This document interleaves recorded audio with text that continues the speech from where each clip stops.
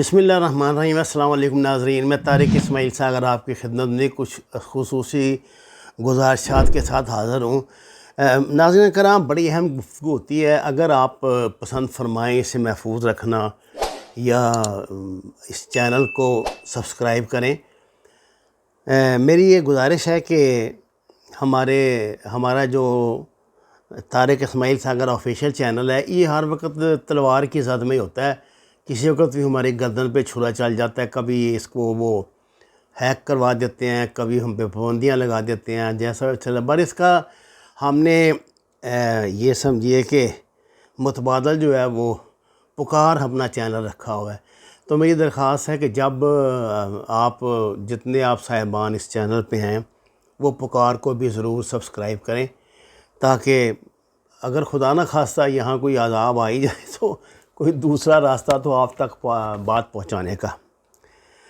اب میں اپنے موضوع کی طرف آتا ہوں۔ ناظرین کرام، امریکن اسٹیٹ ڈپارٹمنٹ کے مشیر ویلی نیسر نے اپنی کتاب دا ڈسپینسیبل نیشن میں لکھا ہے کہ میں جنرل کیانی کا ریئیکشن نہیں بھول سکتا جب ہم نے 4 لاکھ کی افغان آرمی بنانے کا پلان پیش کیا۔ کیانی فوراً بولا، تم لوگ ناکام ہو جاؤ گے، پھر اس نیم تربیت یافتہ فوج کو چھوڑ کر نکل جاؤ گے، ان کے 9 ارب ڈالر بھی سالانہ نہیں دے سکو گے، افغان فوج تقسیم ہو جائے گی، کچھ لوٹ مار کریں گے اور کچھ طالبان سے مل جائیں گے، تم لوگوں کے لیے بہتر یہی ہے کہ بس نکل جاؤ، چاہے طالبان سے کسی بھی سطح پہ مذاکرات کرنے پڑیں۔ یہ پاکستان کے سابق آرمی چیف جنرل کیانی نے امریکیوں کو 12-13 سال پہلے سمجھایا تھا، جو آج لفظ بلفظ ثابت ہوا۔ اجیت ڈوال کہہ رہا ہے اپنی آگے وہ اپنے بٹھا کے اپنے چلوں چانٹوں کو کہ افغانستان میں 3,55,000 فوج اور پولیس ہے جو جدید ترین ہتھیاروں سے لیس اور تربیت یافتہ ہے، یہ کھڑی رہے گی۔ میری 15-20 پاکستانی جرنلوں سے ملاقاتیں ہوئی ہیں، ان میں سے ایک کو بھی یقین نہیں تھا کہ افغان آرمی کھڑی رہ سکتی ہے۔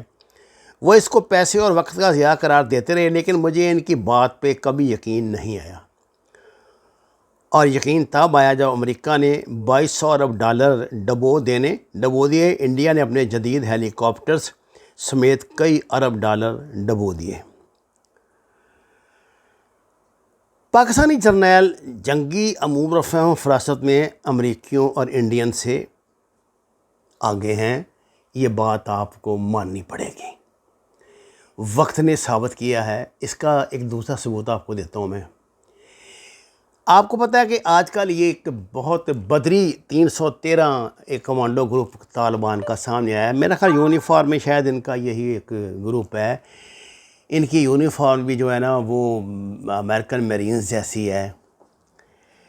اس گروپ نے نا بہت تیزی سے جو کارنامے انجام دیے، اور اس گروپ کی وجہ سے معاملات خاصے بہتر ہو گئے، اور جتنے بھی ان کی بڑی کامیابیاں ہیں ان میں بنیادی کردار اسی گروپ نے ادا کیا ہے۔ ناظرین کرام، بدری 313 گروپ جو ہے یہ کمپلیٹ کمانڈو ٹریننگ سے آراستہ ہے، اور اب انڈین چیخ رہے ہیں کہ ہر لڑائی میں بنیادی کردار ادا کرنے والا یہ گروپ پاکستان SSG نے یعنی چراٹ میں تیار کیا گیا ہے، اور ان کو ٹریننگ بھی پاکستانی SSG نے دی ہے۔ یہ اگر بات صحیح ہے، ہمیں اس بات کا کیا پتہ کس نے ان کو ٹریننگ دی ہے کس نے نہیں دی، وہ خود پیدائشی آپ کو پتہ ہے فوجی ہوتے ہیں، لیکن اگر یہ بات صحیح ہے تو پھر انڈیا کو یہ مان لینا چاہیے کہ اس نے بہت گھاٹے کا سودا کیا ہے۔ اور اب انڈیا کو ایک اور وہم کھایا جا رہا ہے، جو ان کا میڈیا بھی شیطان ہے نا، بیٹھے بیٹھے ان کے دماغ میں ایک شیطانیت آتی ہے اور اس کو آگے پھیلانا شروع کر دیتے ہیں۔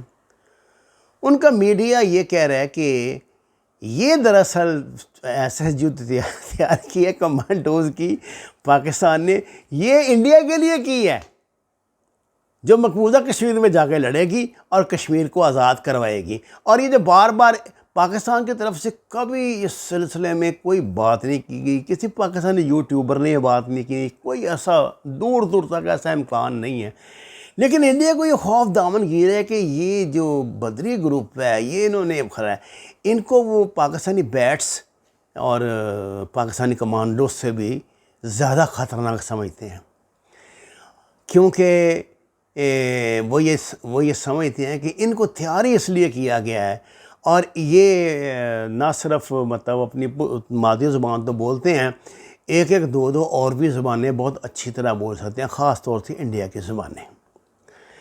ناظرین کرام، انڈیا کی کمبختی یہ ہے کہ اب تک اس نے جتنے بھی پاکستان کے خلاف برے اقدامات کیے وہ خود اسی کے اپنے جہالت کی وجہ سے ناکام ہو گئے۔ جو بھی اس نے تدبیر کی ناکامی سے دوچار رہی، وہ اس حقیقت کو نہیں سمجھتا کہ مسلمان کے لہو میں ہے سلیقہ دل نوازی کا۔ یہ مسلمان چاہے سعودی عرب کے ہوں، چاہے یہ افغانستان کے ہوں، چاہے دنیا کے کسی اور خطے کے ہوں، آخر ان میں کوئی نہ کوئی خاص ہے ترکیب میں قوم رسول ہاشمی، کوئی نہ کوئی ایسی بات ان میں ہوتی ہے کہ یہ اپنے ہم مذہب کی طرف پلٹتے ہیں۔ یہ جب ان پہ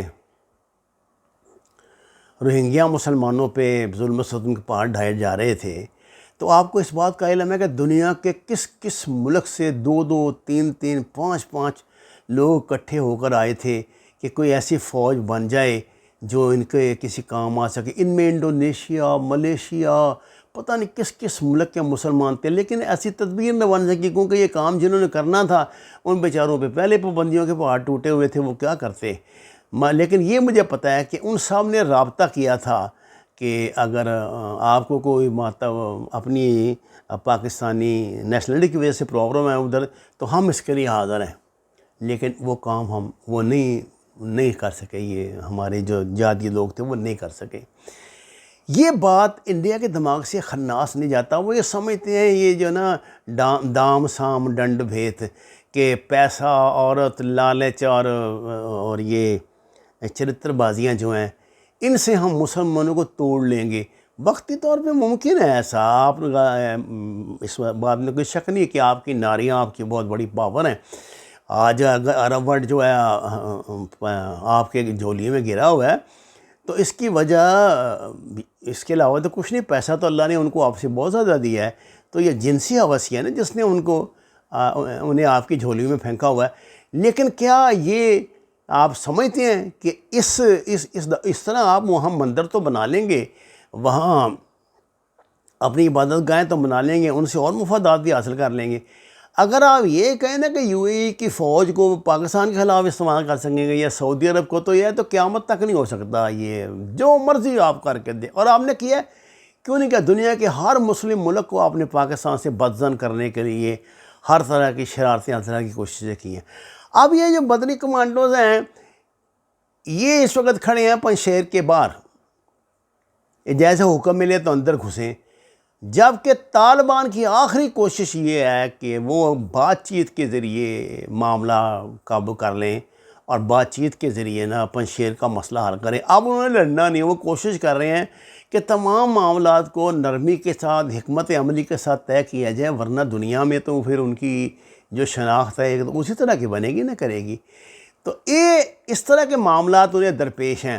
لیکن اجیت ڈوال کا جو ایک بڑا دعویٰ ہے نا، آپ میں مامے خان بنا ہوا ہے بڑا، وہ اس نے دیکھ لیا، اور جب پاکستان کے 7-8 جرنیل تمہیں یہ کہہ چکے تھے تو تم مان ہی لیتے ان کی بات میں۔ پتہ نہیں کہ افغانوں کو پاکستان زیادہ بہتر سمجھتا ہے کہ تم سمجھتے ہو، تم اخلے کو نہ بنو، ہے جی۔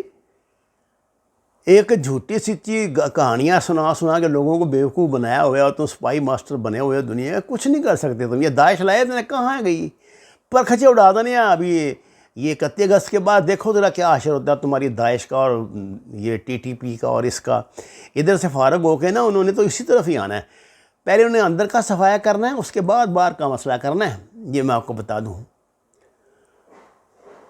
اب یہ اگر آپ کی طبیعت ہے تو ڈرتے رہیں ان سے، اور ہم تو بڑے اس بات پہ مطمئن ہیں. ٹھیک ہے، اگر آپ یہ سمجھتے ہیں کہ بدری کمانڈوز جو ہیں پاکستان کے تیار کرتے ہیں تو بھئی بڑی شاندار پروڈکٹ ہے پھر پاکستان کی. وہ ما علینا الا البلاغ.